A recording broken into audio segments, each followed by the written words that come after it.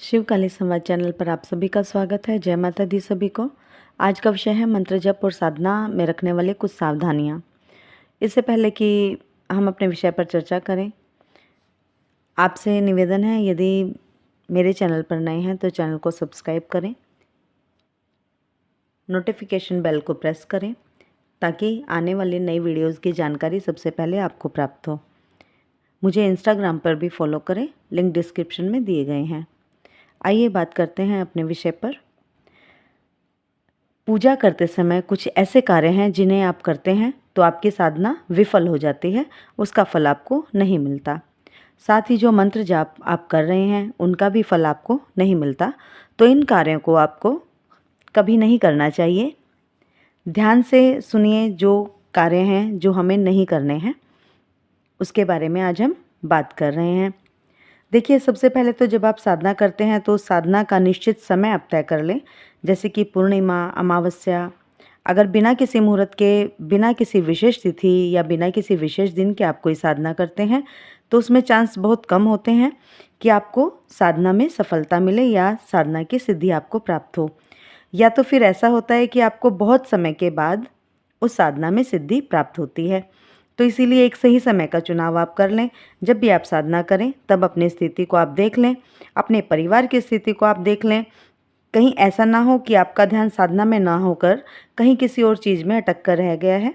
क्योंकि देखिए, साधना जब आप करते हैं तो पूर्ण रूप से आपको ईश्वर के चरणों में खो जाना होता है, उनके मंत्र जाप में खो जाना होता है। जो भी कार्य आप करते हैं वो उन्हीं से जुड़ा होना चाहिए। इट मीन्स आपके इष्ट से जुड़ा होना चाहिए।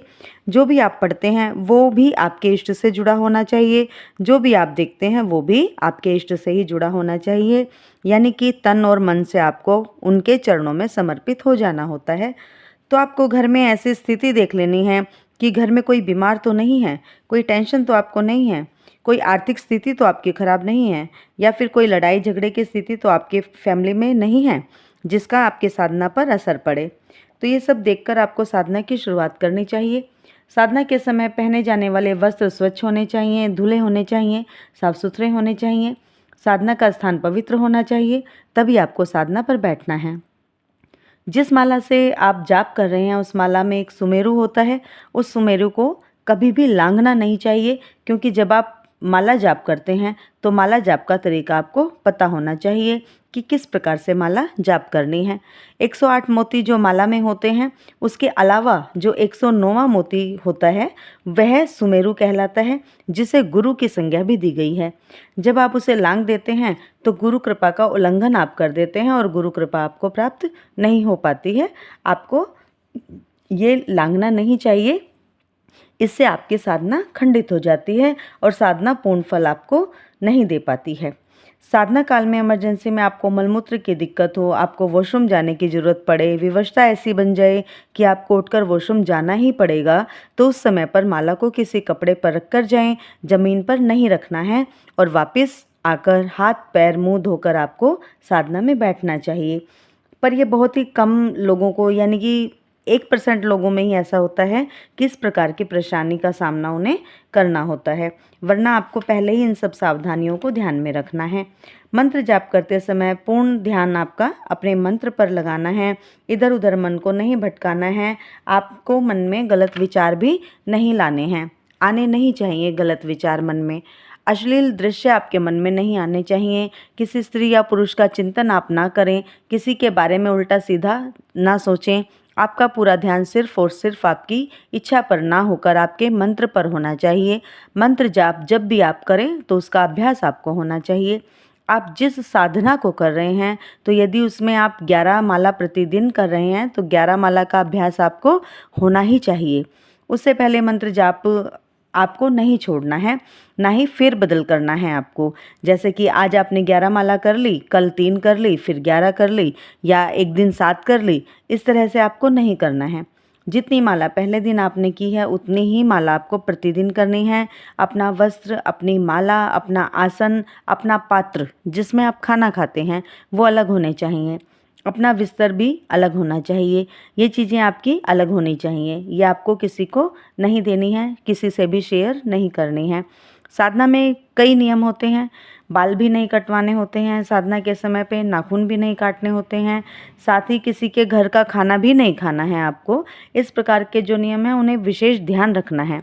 किसी सूतक या पातक के घर का तो आपको बिल्कुल ही नहीं खाना है। मानसिक जाप निरंतर करना है साधना काल में। सात्विक भोजन का ध्यान रखना है साधना काल में। किसी की चुगली निंदा ना करें, झूठ ना बोलें, कटु वचन ना बोलें, किसी को चुभने वाली बात ना कहें, बेईमानी ना करें, अच्छे कार्य करें, प्रभु का चिंतन करें। साधना में जो भी संकल्प लिया है उसे बीच में नहीं छोड़ना है आपको, साधना को पूरी करना है। इसीलिए कहा जाता है कि जब आप शुरुआत कर रहे हैं साधना की तो छोटी छोटी साधना से करें। 3 दिन, 7 दिन, 11 दिन, 21 दिन, इस तरह से बढ़ते चले जाइए। जब आपको अभ्यास हो जाए तो आप साधना को कितनी भी लंबी कर सकते हैं। ऐसे भी लोग हैं जो 3-3 साल की, 12-12 साल की साधना करते हैं और वो पूर्ण भी करते हैं। तो अभ्यास बहुत ज़रूरी होता है किसी भी क्षेत्र में। इसी प्रकार साधना के क्षेत्र में भी अभ्यास बहुत ज़रूरी है। तो साधना को करने से पहले किसी अच्छे गुरु से जानकारी लें, गुरु दीक्षा लें, तब साधना करें। विघ्नहर्ता गणेश जी की तो पूजा होती ही है सबसे पहले, फिर भी गुरु के निर्देश लेकर ही साधना करें। गुरु की पूजा करके ही साधना की शुरुआत करें। पूजा में, साधना में बची हुई जो सामग्री है वह आपको इधर उधर नहीं फेंकनी चाहिए, किसी नदी में या किसी मंदिर में विसर्जित कर देनी चाहिए। कोई चावल है, भोजन है या मिठाई है तो पशु पक्षियों को डालना चाहिए। अगर मिठाई है तो वो बच्चों को दे देनी चाहिए प्रसाद के रूप में, और जल भगवान सूर्य को अर्पित कर देना चाहिए। साधना में अपने मन को स्थिर और शांत रखिए, अपने इष्ट देव भगवान के चरणों में मन लगाकर रखिए और ये विश्वास रखिए कि आप जो कर रहे हैं वो आपके इष्ट सब देख और सुन रहे हैं और आप पर अपनी कृपा आपके इष्ट कर रहे हैं।